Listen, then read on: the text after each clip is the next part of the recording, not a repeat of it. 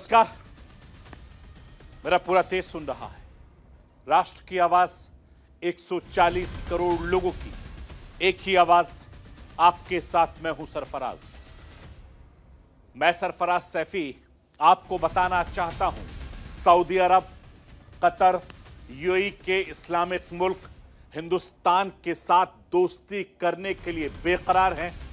मुस्लिम देशों में लगातार हिंदुस्तान के प्रधानमंत्री नरेंद्र मोदी दौरा कर रहे हैं, लगातार उनसे दोस्ती बढ़ा रहे हैं। मैं आपको यह बताना चाहता हूं कि प्रधानमंत्री नरेंद्र मोदी ने 2024 की विदेश दौरे की शुरुआत भी खाड़ी देशों से की थी। प्रधानमंत्री नरेंद्र मोदी का यूएई और कतर दौरा काफी ज्यादा कामयाब माना जा रहा है।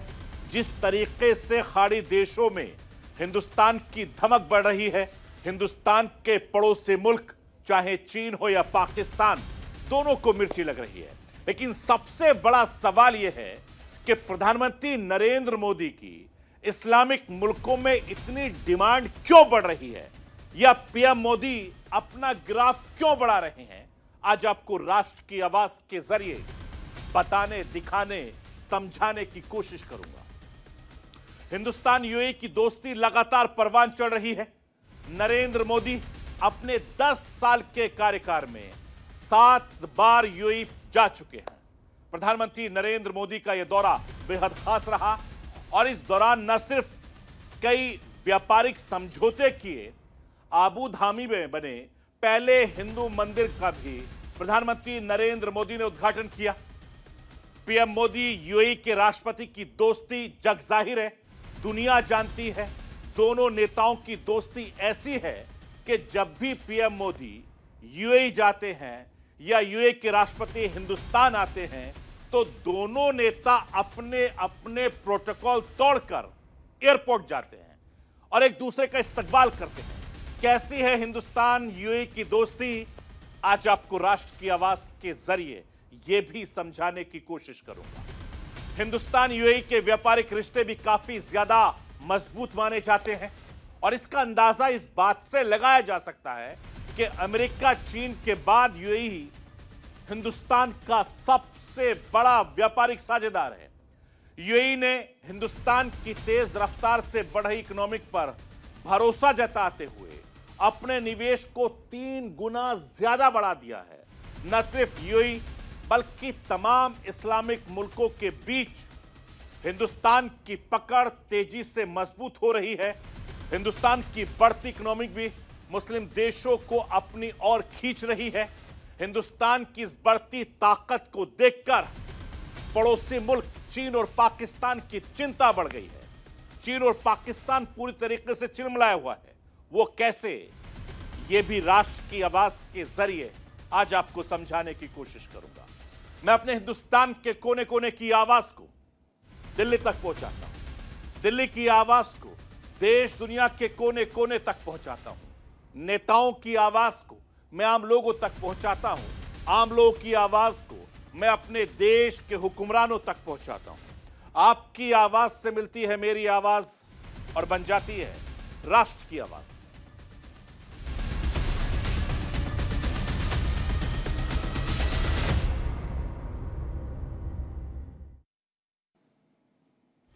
इस्लामिक मुल्कों को प्रधानमंत्री नरेंद्र मोदी पर लगातार भरोसा बढ़ता जा रहा है क्योंकि नरेंद्र मोदी की दोस्ती बहुत मजबूत है। इस्लामिक मुल्कों में लगातार हिंदुस्तान का डंका बज रहा है और ये तस्वीरें इस बात की गवाही हैं कि इन मुल्कों में प्रधानमंत्री नरेंद्र मोदी की बढ़ती लोकप्रियता बहुत ज्यादा है। पहले यूएई के अबू धाबी, उसके बाद कतर के दोहा में प्रधानमंत्री नरेंद्र मोदी को गार्ड ऑफ ऑनर दिया गया और यह बताने के लिए काफी है कि पीएम मोदी को क्यों ग्लोबल लीडर कहा जाता है। प्रधानमंत्री नरेंद्र मोदी ने जब अपने कार्यकाल में 7वीं बार यूएई की धरती पर लैंड किया तो पूरी दुनिया नरेंद्र मोदी को देखती रह गई और सबसे ज्यादा हलचल हुई इस्लामिक मुल्कों में क्योंकि प्रधानमंत्री नरेंद्र मोदी अपने कार्यकाल में 2 बार सऊदी अरब की यात्रा कर चुके हैं।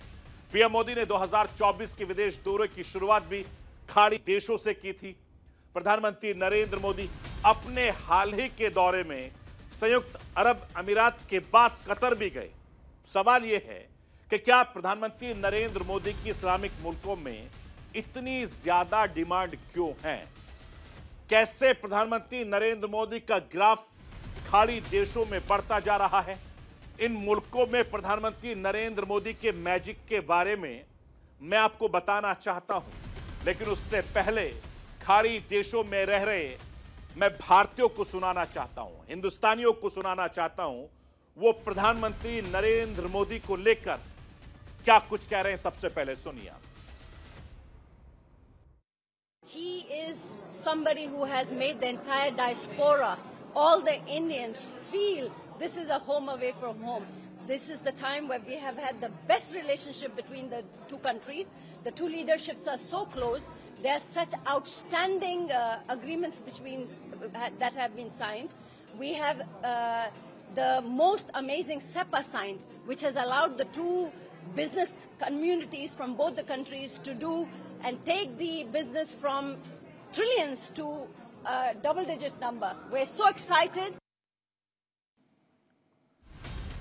मैं आपको यह भी बताना चाहता हूं कि हिंदुस्तान के रिश्ते इन मुल्कों से पहले भी बेहतर रहे हैं, मगर नरेंद्र मोदी के कार्यकाल में इससे बेहतर और ज्यादा बेहतरीन पीएम मोदी ने किया है।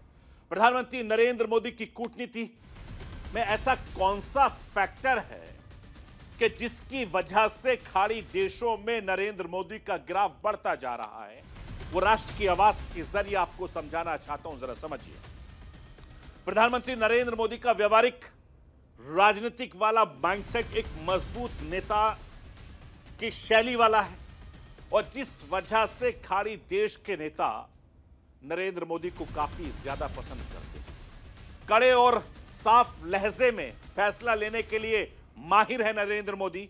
यही वजह है कि जो पीएम मोदी को ग्लोबल लीडर बनाता है, शांतिपूर्ण तरीके से हर मसले का हल वो निकालना जानते हैं। पीएम मोदी हर मुद्दे पर शांति से बातचीत करते हैं, फैसला लेते हैं, जो दूसरे मुल्कों के नेताओं को बहुत ज्यादा पसंद आता है। मैं आपको यह बताना चाहता हूं कि प्रधानमंत्री नरेंद्र मोदी की खाड़ी वाली कूटनीति के वो तमाम तरीके हैं जिसे सऊदी अरब, यूएई के प्रिंस बहुत ज्यादा पसंद करते हैं और खुले तौर पर उनकी तारीफ करते हैं।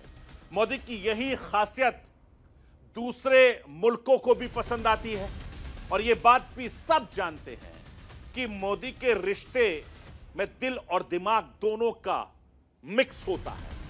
हिंदुस्तान के लिए खाड़ी देश जितना जरूरी है, उतना ही खाड़ी देशों को हिंदुस्तान का साथ भी चाहिए। और यही वजह है, चाहे इजराइल हो, फिलिस्तीन की जंग में प्रधानमंत्री नरेंद्र मोदी के इजराइल के साथ खड़े होते नजर आए तो खाड़ी देश विरोध नहीं कर पाते। दुनिया के मंच पर हिंदुस्तान की बढ़ती कूटनीति खाड़ी देशों को अच्छी तरीके से पता है, और यही वजह है कि दोस्ती के इस दायरे को सम्मान के जरिए और नजदीक ला सकते हैं दोनों मुल्क, क्योंकि दुनिया के 8 इस्लामिक मुल्कों में प्रधानमंत्री नरेंद्र मोदी को अवार्ड दिया जा चुका है। और वो देश कौन कौन से हैं, पीएम मोदी को क्या अवार्ड दिया गया है, वो राष्ट्र की आवाज के जरिए आपको ग्राफ समझाना चाहता हूं, जरा समझ लीजिए। सऊदी अरब से order of Abdul Aziz Al Saudi दिया जा चुका है नरेंद्र मोदी को। इसके अलावा अफगानिस्तान से स्टेट ऑर्डर ऑफ गाजी अमीर अमानतुल्लाह खान अवार्ड दिया जा चुका है। यूएई का सर्वोच्च नागरिक सम्मान ऑर्डर ऑफ ज़ियाद बहरीन में दिया जा चुका है। बहरीन में the king Hamad order of the renaissance से सम्मानित नरेंद्र मोदी को किया जा चुका है। मालदीव में निशान इजुद्दीन से सम्मानित किया जा चुका है। ये तमाम वो सम्मान हैं जो हिंदुस्तान और नरेंद्र मोदी के खाते में आ चुके हैं। मैं आपको यह बताना चाहता हूं कि प्रधानमंत्री नरेंद्र मोदी की इसी कूटनीति का मुरीद होकर कतर में पूर्व 9 सैनिकों को आजाद कर दिया। यह हिंदुस्तान की कूटनीति है। कतर में 1.5 साल तक चले ट्रायल के बाद 8 पूर्व भारतीय नौसैनिकों को मौत की सजा सुना दी गई थी, और इसका पता चलने के बाद हिंदुस्तान ने हैरानी जताई। इस मामले में कतर से बात करने के बजाय कानूनी और राजनीतिक तौर पर मसले का सामना हिंदुस्तान ने किया और इसकी नतीजा यह रहा कि पहले तो कतर की कोर्ट ने सबकी सजा घटाई और फिर कुछ दिन के बाद उन्हें रिहा कर दिया गया। अब रिश्ते को पीएम मोदी कतर पहुंचकर अलग लेवल पर ले गए। कतर जाकर प्रधानमंत्री नरेंद्र मोदी ने कतर के अमीर को इसके लिए शुक्रिया भी कहा। खाड़ी देशों में प्रधानमंत्री नरेंद्र मोदी का सबसे ज्यादा फोकस यूएई और सऊदी अरब पर रहता है। खाड़ी के सबसे अहम देश सऊदी अरब के क्राउन प्रिंस मोहम्मद बिन सलमान G20 बैठक के दौरान हिंदुस्तान के दौरे पर आए थे। पीएम मोदी खाड़ी देशों पर लगातार फोकस किए हुए हैं और इसके पीछे की वजह क्या है वो राष्ट्र की आवाज के जरिए आपको समझाना चाहता हूं। खाड़ी देशों में 75 लाख के करीब हमारे भारतीय भाई बहन काम करते हैं और हर साल इन देशों से करीब 40 अरब डॉलर विदेशी मुद्रा के तौर पर हमारे हिंदुस्तान में आता है, हमारे मुल्क में आता है।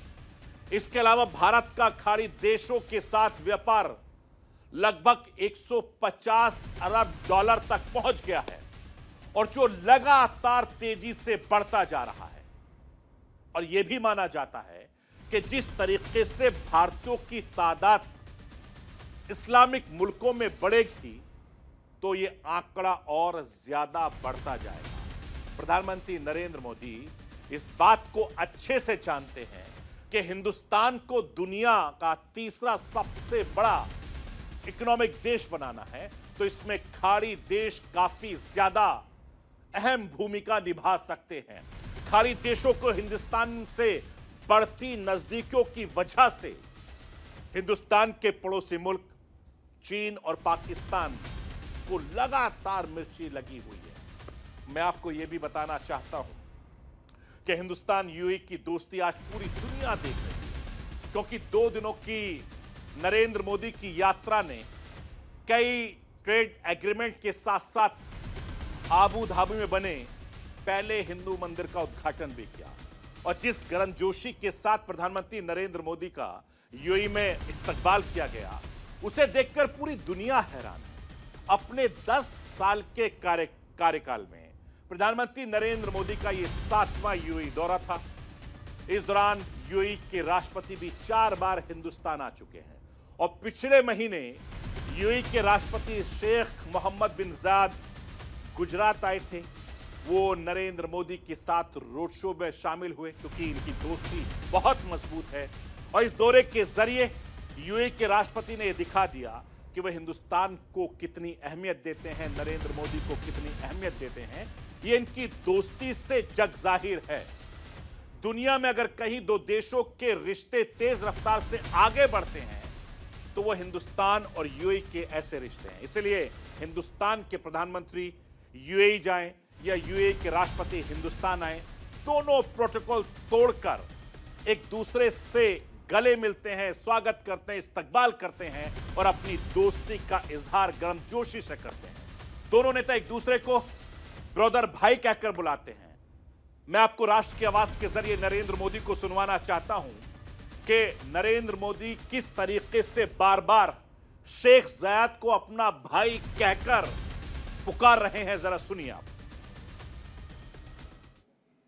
10 वर्षों में ये यूएई की मेरी 7वीं यात्रा है।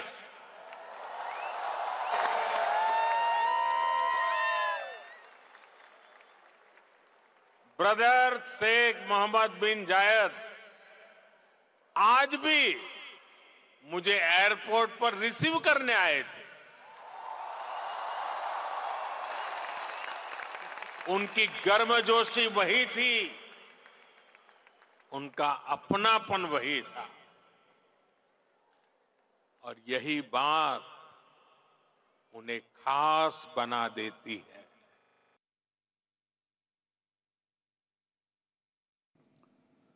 मैं आपको यह बताना चाहता हूं कि साल 2015 में नरेंद्र मोदी ने प्रधानमंत्री के तौर पर अपना पहला यूएई दौरा किया था। तब यह दौरा हिंदुस्तान के किसी प्रधानमंत्री का लगभग 34 साल बाद यूएई दौरा था। प्रधानमंत्री मोदी से पहले इंदिरा गांधी साल 1981 में यूएई का दौरा किया था। प्रधानमंत्री नरेंद्र मोदी के कमान संभालने के बाद दोनों देशों के रणनीतिक और राजनीतिक आर्थिक साझेदारी की नई इबारत लिख रहे हैं। मैं आपको एक बार फिर से हिंदुस्तान के प्रधानमंत्री नरेंद्र मोदी को सुनवाना चाहता हूं, सुनिए आप। मुझे 2015 की अपनी वो पहली यात्रा याद है। तब मुझे केंद्र सरकार में आए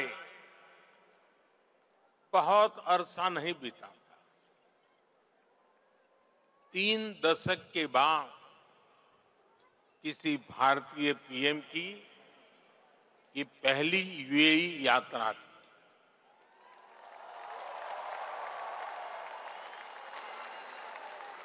डिप्लोमेसी की दुनिया भी मेरे लिए नई थी।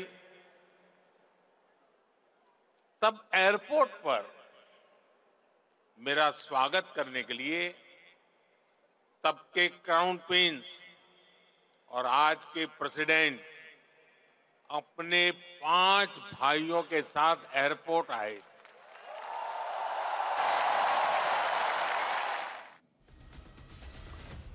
मैं आपको यह बताना चाहता हूं कि प्रधानमंत्री नरेंद्र मोदी ने 9 साल पहले जताए गए भरोसे पर यूएई का भी ये भव्य मंदिर पर मोहर लग गई।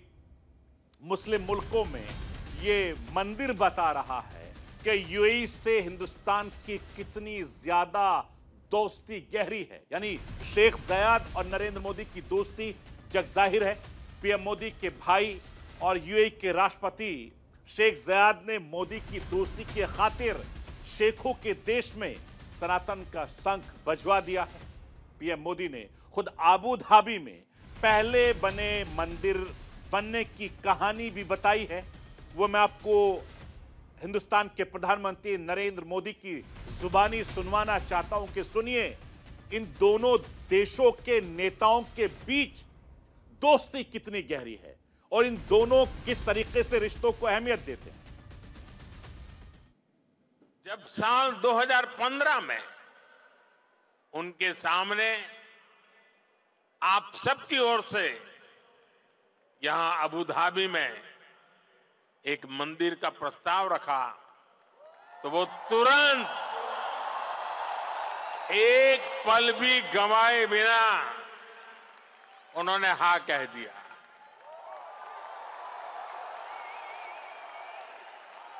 और उन्होंने यहां तक कह दिया, जिस जमीन पे तुम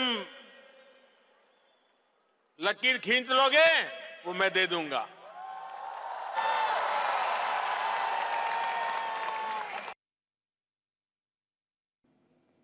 मैं आपको यह बताना चाहता हूं कि पिछले कुछ सालों में जिस तरीके से यूएई के साथ हिंदुस्तान के रिश्ते मजबूत हुए हैं वो प्रधानमंत्री नरेंद्र मोदी की मजबूत कूटनीति का नतीजा है। और दूसरे देशों के साथ मजबूत रिश्ते करने में नरेंद्र मोदी बहुत माहिर है और नरेंद्र मोदी कोई कसर नहीं छोड़ते कि रिश्तों को किस तरीके से मजबूत किया जाए।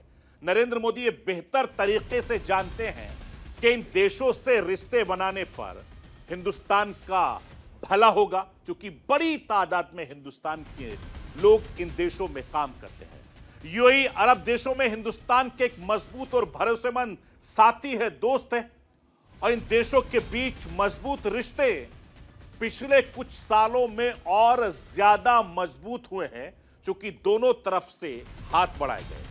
व्यापार दोनों देशों की दोस्ती का मजबूत आधार है और ये सब एक दिन में मुमकिन नहीं हुआ है।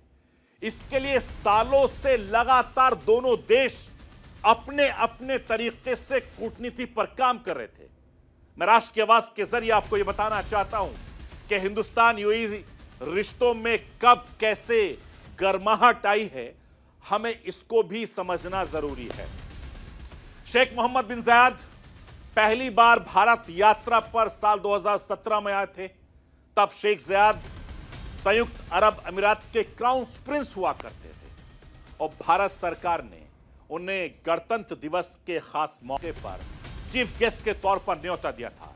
इसके बाद साल 2019 में संयुक्त अरब अमीरात प्रधानमंत्री नरेंद्र मोदी को अपने सर्वोच्च नागरिक सम्मान ऑर्डर ऑफ ज़याद से सम्मानित किया जा चुका था और इसके बाद लगातार यूएई हिंदुस्तान के रिश्तों में गर्मजोशी बढ़ती चली गई और ये रिश्ते और ज्यादा मजबूत होते चले गए।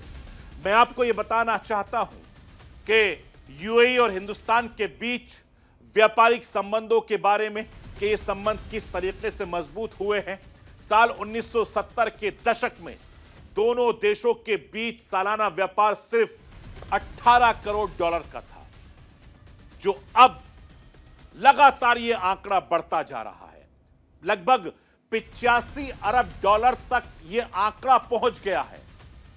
साल 2021-22 में यूएई हिंदुस्तान का चीन और अमेरिका के बाद सबसे बड़ा ट्रेड पार्टनर है। साल 2022 और 23 में हिंदुस्तान ने अमेरिका के बाद सबसे ज्यादा निर्यात यूएई को किया था। 2022-23 में हिंदुस्तान ने यूएई में तकरीबन 31.61 अरब डॉलर का निर्यात किया था और हिंदुस्तान का इरादा यूएई से गैस तेल कारोबार को 2030 तक लगभग 100 अरब डॉलर पहुंचाने तक है। यूएई हिंदुस्तान में चौथा सबसे बड़ा निवेशक है। यूएई न सिर्फ व्यापार और निवेश बल्कि हिंदुस्तान के लिए विदेशी मुद्रा का एक बहुत बड़ा जरिया माना जाता है। मैं आपको यह बताना चाहता हूं कि हिंदुस्तान के लिए यूएई का अपना एक बहुत ज्यादा महत्व है, क्योंकि निर्यात के अलावा निवेश के लिए भी यूएई बहुत जरूरी है। यूएई ने हिंदुस्तान की तेज रफ्तार से बढ़ रही इकोनॉमिक पर भरोसा जताते हुए अपने निवेश को 3 गुना ज्यादा बढ़ा दिया और निवेश के बाद अगर निर्यात की मैं बात करूं तो हिंदुस्तान के निर्यात के मामले में यूएई दूसरे नंबर पर है। हिंदुस्तान यूएई के बीच मजबूत हो रहे रिश्तों से सबसे ज्यादा अगर किसी को तिलमिलाहट हो रही है तो चीन और पाकिस्तान, क्योंकि चीन मुस्लिम देशों को अपनी ओर आकर्षित करने की लगातार कोशिश कर रहा है। उसकी इस कोशिश को हिंदुस्तान ने बड़ा झटका दिया है, क्योंकि ये हिंदुस्तान की रणनीति है और जिस तरीके से इन देशों में हिंदुस्तान की पकड़ दिन पर दिन मजबूत होती जा रही है, उनके रिश्ते, कारोबारी रिश्ते बहुत मजबूत हो जा रहे हैं, लगातार निवेश बढ़ रहा है। चीन की और ज्यादा टेंशन बढ़ा दी है, क्योंकि हिंदुस्तान की बढ़ती इकोनॉमी भी मुस्लिम देशों को अपनी ओर खींच रही है और दुनिया में लगातार हिंदुस्तान का बोलबाला हो रहा है और ये दोनों तरफ से लगातार बढ़ता जा रहा है, क्योंकि मुस्लिम देशों को भी पता है कि हिंदुस्तान एक बहुत बड़ी आबादी है, इसलिए हिंदुस्तान के लोग इन देशों में काम करते हैं और वहां से पैसा कमाते हैं, हिंदुस्तान में भेजते हैं, तो हमारे हिंदुस्तान का भी भला हो रहा है और इन देशों का भी भला हो रहा है। यानी इन मुल्कों की रणनीति भी बहुत आगे चल रही है और दोस्ती दोनों तरफ से लगातार बहुत तेजी से बढ़ रही है। तो ये थी राष्ट्र की आवाज। बाकी खबरों के लिए आप बने रहिए न्यूज़ इंडिया के साथ।